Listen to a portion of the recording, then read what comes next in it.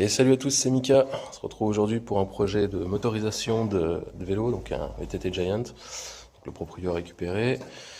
Donc avec un moteur d'overboard, 150 watts, donc en étoile. Alors voici comment ça se passe. Donc là, on a mis une cornière de chaque côté pour pouvoir bien équilibrer le tout.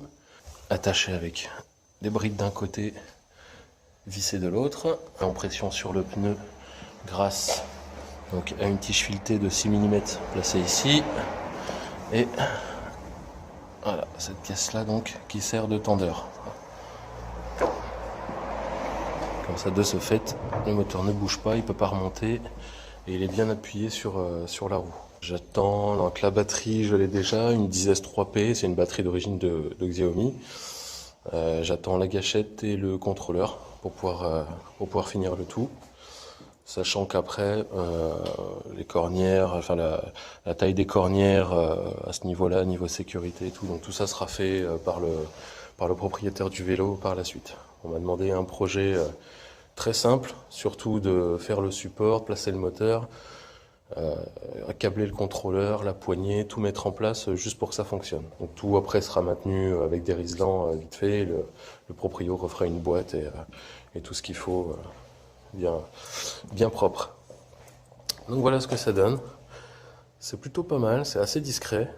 Donc surtout avec le tendeur à ce niveau-là, pris sur le cadre, ça évite de tirer des barres pour les raccorder donc de chaque côté, enfin en mettre une ou deux.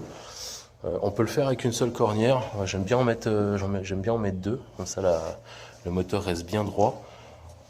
Il suffit pour ça de percer le stator à l'intérieur, de faire un filetage et de mettre donc voilà, directement un boulon qui est pris dedans.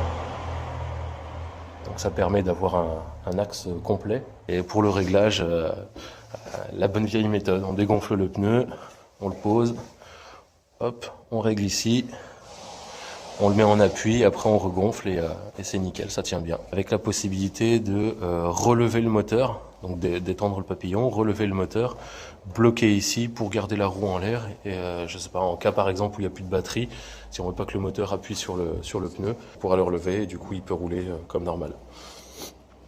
Donc voilà, la suite dès que je reçois le contrôleur et l'accélérateur.